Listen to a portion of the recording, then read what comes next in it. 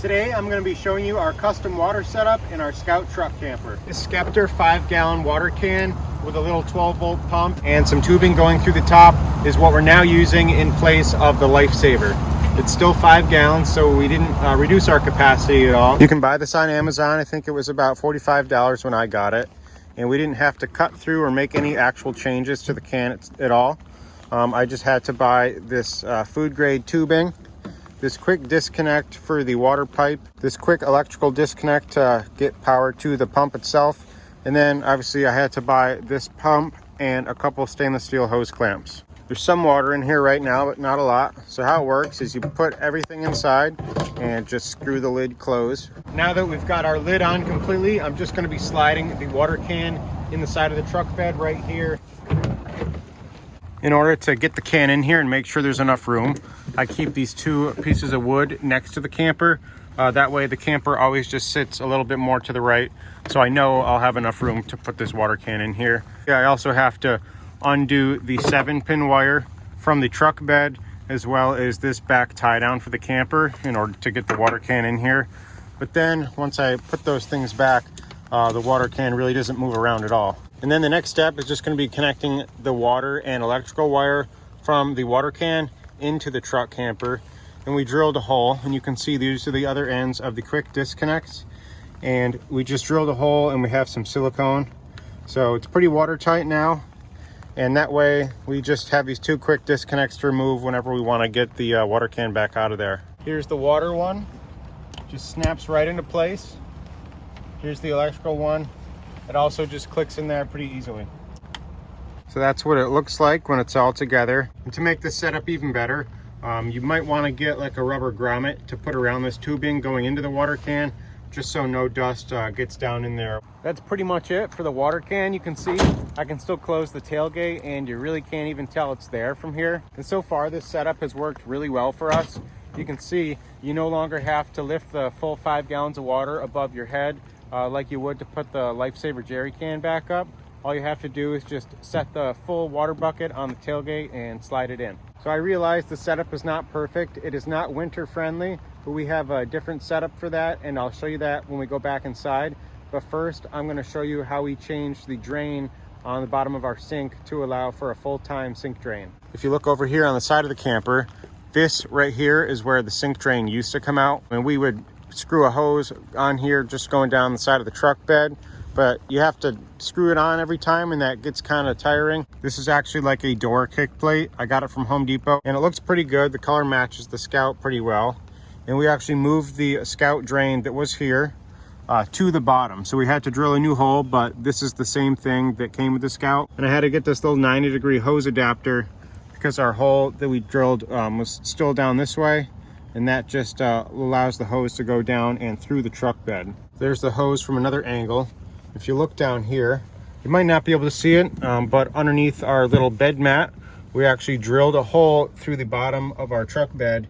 And if I go down here, you'll be able to see the other side of the hose. And it basically just drains out underneath the truck. I think I'm gonna have to get a longer hose and like route it down through this hole, so it's not like dumping water in the side of our bumper. But for now, this is what we have. Something to remember and consider if you're gonna do a setup like this is that you're not allowed to dump gray water on the ground in every camping area. There's different rules depending on where you are. So if you are in like a sensitive climate where you're not allowed to just drain directly to the ground, I'd recommend bringing like a collapsible bucket or like a little collapsible rubber sink or even a Home Depot bucket. That way you can have your gray water in a container underneath the truck and you can go empty it whenever it gets full in the proper place. You basically just saw everything that we changed on the outside now. There's a couple reasons why we made this big change and why we went with this kind of setup. The first one is that we found that we weren't really using the filter option of the Lifesaver jerry can, and we were getting tired of lifting it on and off of the pegs that it used to be on up here. The second reason is that we really wanted running water and we were not happy with the Dometic Go pump that this thing came with. We bought our Scout used this past May, and the previous owner had a little shelf right here with the Dometic Go pump connected to a little hose going into the Lifesaver jerry can. And the Dometic Go pump is just battery powered. And while it did work pretty well and the battery lasts a long time, we weren't really happy with the flow output of water from the pump. It would take like a long time just to fill up a water bottle like this. Then the last reason is because we knew we wanted to build an upper cabinet for clothing storage, and the Lifesaver was gonna like kind of be in the way of that. So that was another reason why we wanted to figure out a different water solution. Instead of the mounting plate for the Lifesaver jerry can, we have this piece of wood that just has bolts going through it. They go into and through the plate on the outside. So this acts as the plate that the Lifesaver can used to be on for support for this and to hold the bracket on the outside. You can see it looks pretty good. I think it looks a lot nicer than having the Lifesaver on the wall. You can see we have a glass lid stove and sink. This one is from Dometic and it's from Polar RV, and this is just a no-name brand sink from Amazon, but I think they match pretty well. This is just a basic faucet and you tilt it up and that's what it looks like when it's open. Now if we look underneath the sink, you can see I have a little switch right here, and that basically just turns on and off the water pump, the little blue one that you saw that's in the water can outside. This is the switch for that, and you'll be able to hear it once I turn it on. If it wasn't raining, you'd be able to hear it, but it is on and running. Now if I just move this faucet right here, you'll be able to see we have running water. And that's pretty much it.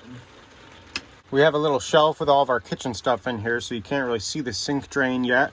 This is the direct drain that goes down to the bottom of the Scout, and this is just how we're pulling up water from that water can. Now I want to talk about the one big drawback of that system you just saw, and that's going to be freezing temperatures. If you live in a spot where it's warm year-round and you have a Scout, that setup would be awesome for you, and you could use it all the time. But because we live in the Northeast and plan on doing a lot of cold weather camping, we have another setup that we use for water in the wintertime. Our winter setup actually looks pretty similar to what you just saw, but it's a little bit more portable. And this is the same 5-gallon Scepter water can, and it's got the same little blue 12-volt pump on the inside. And you can see the big difference is that there's a faucet built into this container itself that we put on there, that we mounted by drilling it into the cap. And then we also have this 12-volt plug on a nice long cable right here. This setup is not something new to us. We've had this for 3 years now, and there's a whole separate YouTube video I followed from someone else that shows you how to make this exact water setup, and that's just where I got the idea from. We used to have a Toyota 4Runner as our camping setup with a roof tent and a drawer system, and this was basically our water setup in the 4Runner, and that's just what we're going to use for the winter. Our plan is to move this in and out of the cab of the truck with us whenever we come back here, and that way our water is always in a nice temperature controlled spot. On an actual camping trip, we'll probably leave this on the ledge when we bring it in here. That's why I moved it over here instead of on the fridge. And you'll have to watch our other video I made about our whole power setup. We have all of our battery and components down here and have this little power station up here. And that's one of the reasons why we incorporated 12-volt plugs up in this area, not just USB ports, because we can easily plug this in right here. And then if I grab a water bottle, you can see that now we have nice portable running water over on this side.